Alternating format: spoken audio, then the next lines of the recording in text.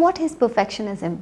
Why are we so obsessed with the perfect being, the perfect kind of dish, the perfect kind of clothes, the perfect kind of maybe restaurants, everything perfect? What is this idea and notion about perfectionism that drives all of us and our society? Once you really consider something as perfect, there is absolutely no room for improvement. And while it can be true that some things are actually perfect in a lot of sense because it has been created that way and there cannot be any second piece. But remember, there is room for improvement in everything that we do. Remember, perfectionism in real life, when you talk about a person or your personal growth, actually stops you from self-improvement.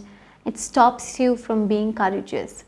And in a lot of ways, I think I could say that right from our childhood, we've shielded ourselves from some of these qualities like disappointment, hurt, or diminishment, because we've been scared, we've been, guarded, or we've been overshadowed by the idea of perfectionism. One of the most pervasive kind of self-protection is perfectionism. But we already know that in order to live and lead with courage, we need to be vulnerable. We need to let our guards down. We need to let ourselves be able to take that risk, be courageous. But then in order to be leaders, we need to get rid of this idea of perfectionism. We need to challenge ourselves. We really think that maybe perfectionism is about striving for excellence, self-improvement. But honestly, it's honestly, it's about seeking approval. It's about getting approval from others that it's really good. And as the book describes, perfectionists are people who are always busy, pleasing others. They're always trying to win approval.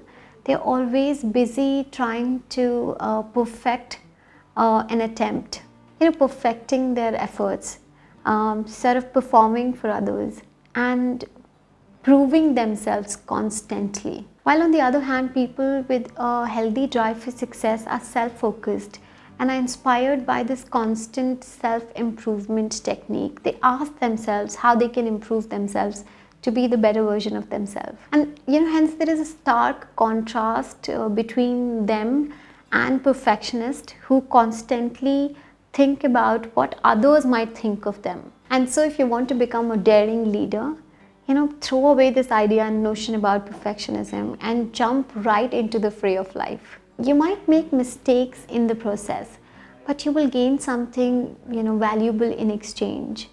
You will find the courage to succeed and to lead. Aim high, set yourself some high goals.